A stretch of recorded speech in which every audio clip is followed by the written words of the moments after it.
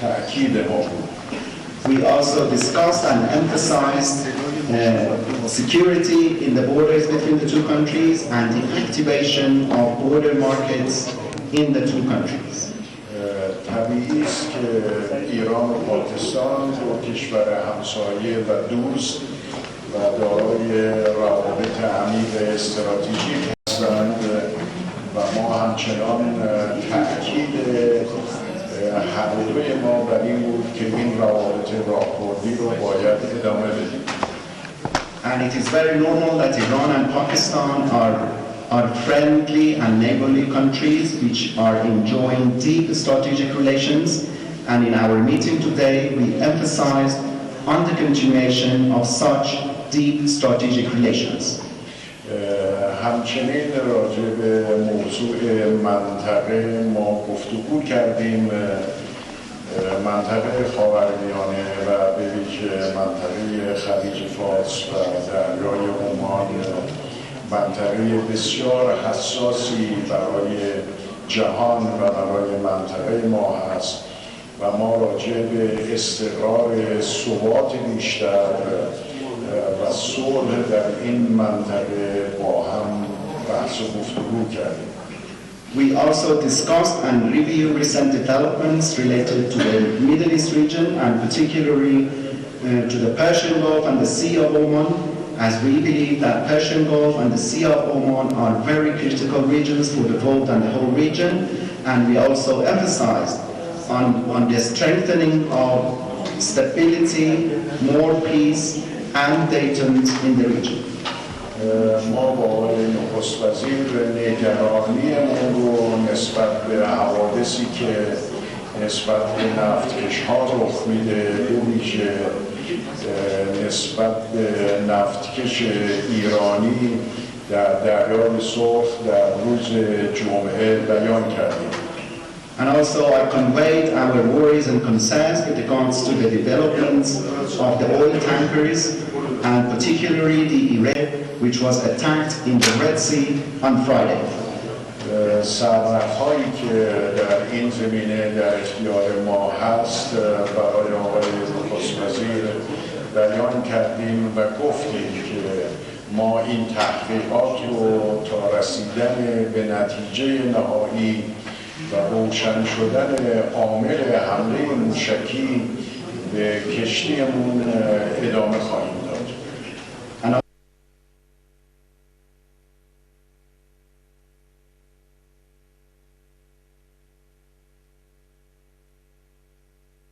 Continue our investigation until we find the culprit behind these missile attacks to our oil tanker. این که کشوری فکر کنه در منطقه میتونه ناامنی ایجاد بکنه و پاسخ دریافت نکنه، این اشتباه محض خواهد بود. That a country thinks that it can create insecurity and instability in our region and do not receive a proper response, it is a wrong approach. آقای نخست وزیر راجع به امنیت منطقه حساس خلیج فارس نکاتی داشتند که ما هم اون رو تایید میکنیم. And Mr. Prime Minister had some points with regards to the security of the critical Persian Gulf region, and we do agree with His Excellency. آقای نخست وزیر بر این نکته تأکید داشتند که کلید حل و فصل مسئله پایان یافتن جنگ یمن، آتش بست فوری و کمک به مردم یمن هست که این میتونه آغاز بسیار خوبی باشه. And Mr. Prime Minister also emphasized that the key to the settlement of the issues in the region is to terminate the war on Yemen, to declare an immediate ceasefire, and also to deliver humanitarian assistance to the people of Yemen.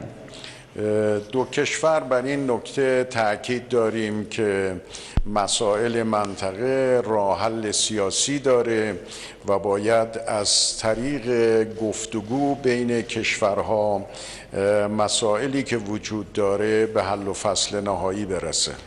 And this could be the beginning of more developments in the region, and our two countries emphasized that the regional issues could be only resolved through political means and through dialogue. خطراتی که رژیم صهیونیستی برای امنیت منطقه داره ما برای مقامات پاکستانی توضیح دادیم. And we also explained the dangers imposed by the Zionist regime on the security of the region to Pakistani officials. همچنین به آقای نخست وزیر ما تأکید کردیم که هر گونه حسن نیت و کلام طیب پاسخش هم پاسخ طیب و شایسته خواهد بود. We also emphasized to His Excellency Mr. Prime Minister that any goodwill gesture and good words will be responded by goodwill gesture and good words. همچنین راجع به مسئله تحریم‌های ظالمانه آمریکا علیه ملت ایران بحث کردیم و اینکه این تحریم‌ها یک تروریسم اقتصادی است. And we also discussed the oppressive sanctions of the United States against the Iranian nation, and we emphasized that such sanctions constitute economic terrorism. این که چگونه از نوع برجام میتونه برگرده به روال سابقش و این توافق مهم عملیاتی و اجرایی بشه به طور کامل با هم بحث کردیم. We also discussed how the JCPOA or the nuclear deal could be returned to its previous path and how it could be fully implemented. همچنین در این زمینه اینکه آمریکا برای حل مسئله باید برگرده به برجام و تحریم ها رو کنار بگذاره به عنوان یک نکته اساسی و کلیدی مورد تاکید ما بود. And also we emphasized as a key point that the United States should return to the JCPOA and lift the sanctions. من از آقای نخست وزیر به خاطر سفرشون به ایران تشکر میکنم و مباحثی که امروز ما با هم گفتگو کردیم مباحث بسیار مهمی رو برای منطقه و روابط جهانی میدونم. And also, once again, I would like to appreciate Mr. Prime Minister for visiting. And in our meeting, we discussed a variety of issues which we consider as very significant for our region and the whole globe. ما با آقای نخست وزیر گفتیم که حسن نیتی که ایشون برای مسائل منطقه دارند ما با چهره گشاده با این تلاش ایشون همیشه مواجه خواهیم بود و ایشون رو یاری میکنیم برای اینکه صلح و ثبات کامل به منطقه حساس ما برگرده. And I told Mr. Prime Minister that we openly welcome any goodwill gesture by Pakistan for providing more peace and stability for the whole region, and we are ready to assist Pakistan for providing full peace and stability for the whole region. یک بار دیگر به آقای نخست وزیر و هیئت همراهشون برای دیدار از تهران تشکر و سپاسگزاری میکنم و امیدوارم این سفر به خیر و منفعت دو کشور و منطقه باشه. And once again, I would like to appreciate the Honorable Prime Minister and his accompanying delegates for coming to visit us in Iran, and I hope that this visit could have proper benefits and outcomes for the two countries, the whole region, and the world. Mr. President, Bismillah ar-Rahman ar-Rahim. Can I first say that this is my third meeting with you, Mr. President. First was one in April, then I met you in New York, for a brief while in Bishkek, and now this meeting. We discussed bilateral relationship, trade, how we can help each other. We have very strong old ties between Iran and Pakistan. Pakistan still remembers how Iran stood with us in 1965 when Pakistan was facing hostilities. تشکر میکنم جناب آقای رئیس جمهور. در ابتدا مایلم اعلام بکنم در واقع سومین جلسه مبسوطی هست که بنده با شما برگزار کردم. اولینش در آوریل 2019 بود، دومیش در نیویورک و یک جلسه کوتاهی هم در بیشکک داشتیم. ما امروز در صحبت‌های خوب در خصوص مناسبات دو جانبه، تجارت دو جانبه و همچنین کمک به یکدیگر صحبت کردیم، چرا که ایران و پاکستان روابط دیرینه و عمیقی رو دارند و پاکستان هنوز کمک‌هایی رو که ایران در سال 1965 در قبال پاکستان کرد و در اون جنگ به پاکستان کمک کرد رو از یاد نبردیم. Mr. President, I especially want to thank Iran, the government of Iran, for supporting the people of Kashmir. As we all know, 8 million Kashmiris have been put under curfew for over 2 months, and I really want to thank Iran the way it spoke out for this big humanitarian disaster that is unfolding in India. So I want to thank you. و به ویژه جناب آقای رئیس جمهور تمایل دارم که تشکر بکنم از دولت ایران به خاطر حمایت‌هایی که از مردم کشمیر نشون داده، چرا که 8 میلیون کشمیری طی 2 ماه گذشته در محاصره قرار داشتند و این جانب تشکر می‌کنم از موضعی که ایران در خصوص این فاجعه انسانی در هند اتخاذ کرده. Mr. President, the main reason I came over with my delegation was that we do not want a conflict in this region. Pakistan suffered 70,000 casualties in the last 15 years in the war on terror. Afghanistan is still suffering, people of Afghanistan.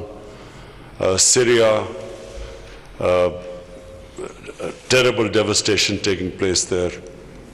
So we do not want another conflict in this part of the world. جناب آقای رئیس، دلیل اصلی سفر من و هیئت همراه به کشور شما این بود که ما نمیخواهیم که درگیری جدیدی در این منطقه بروز پیدا بکنه، چرا که پاکستان طی 15 سال گذشته از این درگیری رنج برده و 70,000 تلفات رو ما در جنگ علیه تروریسم دادیم و همچنین مردم افغانستان و مردم سوریه هنوز از تبعات تروریسم رنج میبرند. بنابراین ما نمیخواهیم که شاهد یک درگیری دیگری در منطقه باشیم. Mr. President, we have Iran as our neighbor. Ties with Iran go a long way back. Saudi Arabia has been one of our closest friends. Saudi Arabia has helped us when we have needed, when we have been in need. And so the reason for this trip, that we do not want a conflict between Saudi Arabia and Iran.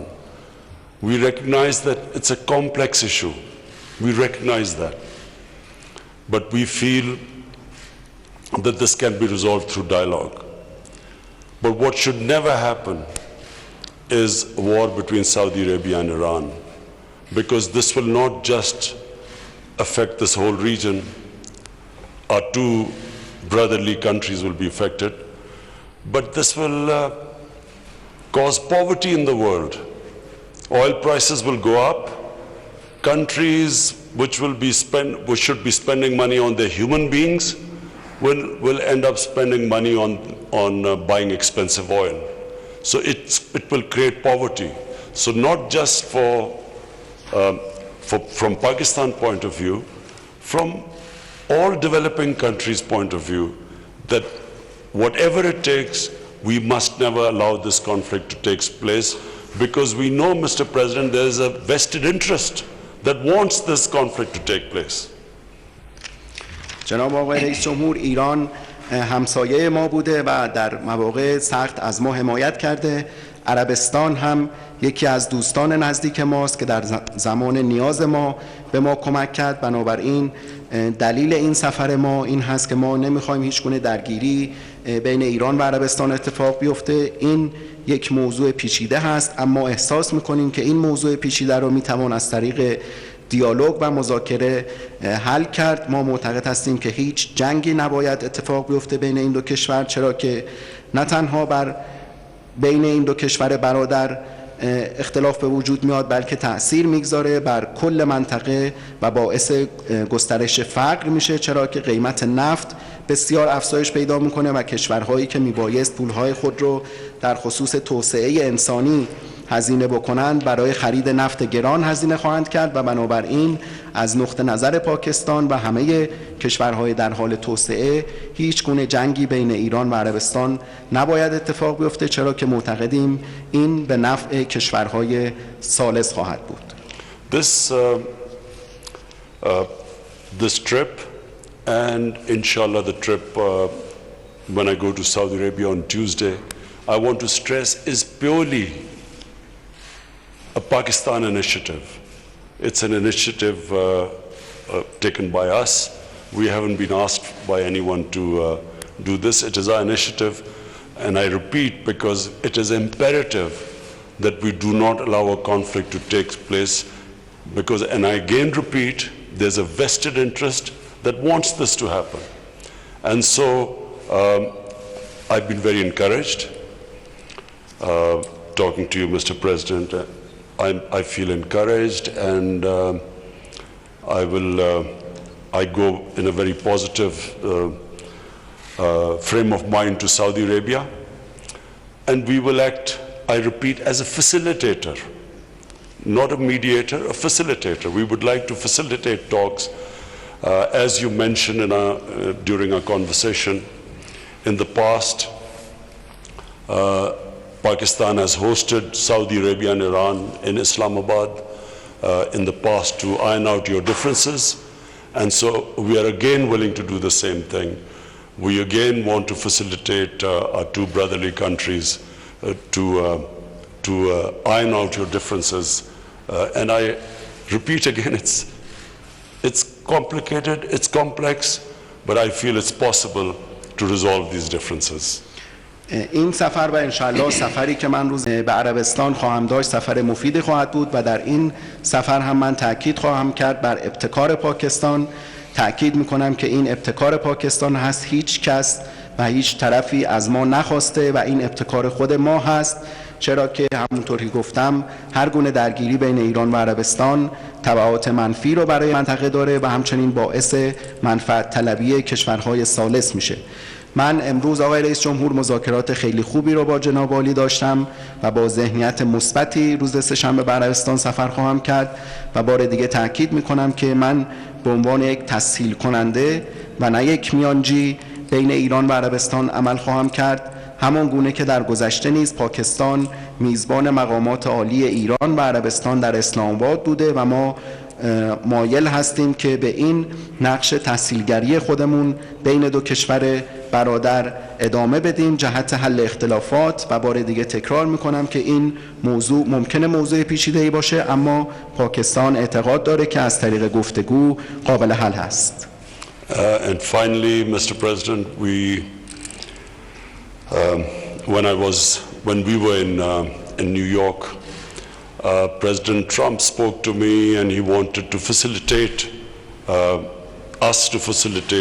some sort of a dialogue between Iran and the United States. We discussed things in details. I know again there are difficulties involved, but again we will whatever we can do to facilitate this dialogue so that the sanctions are lifted and and a nuclear deal is signed between the two countries, again, whatever we can do, we will happy to facilitate. But we discussed in details the issues involved, and we recognize that Iran has certain issues about it. So this is an ongoing process, and if we can help, we will be willing to facilitate in the future. و در نهایت هم بعد از سفر نیویورک و در سفر نیویورک من با آقای ترامپ صحبت کردم و ایشون از من درخواست کرد که تسهیل کننده دیالوگی بین ایران و ایالات متحده باشم که ما امروز جزئیاتی رو در این خصوص مورد بحث قرار دادیم. باز هم ما میدونیم که سختی هایی در این حوزه وجود داره، اما از هیچ تلاشی دریغ نمی کنیم که تحریم ها علیه ایران لغو بشه و برجام دوباره توسط تمامی اعضای اون امضا بشه. ما در جلسه امروز جزئیات رو مورد مرور قرار دادیم. ایران موضوعات و ملاحظاتی رو داره و ما علاقمند هستیم که به این نقش خودمون به عنوان تسهیل کننده ادامه بدیم. And thank you very much, Mr. President, and I look forward to meeting His Eminence Ayatollah Khamenei. تشکر میکنم جناب آقای رئیس جمهور و ما منتظر دیدار حضرت آقای آیت الله خامنه ای هستیم.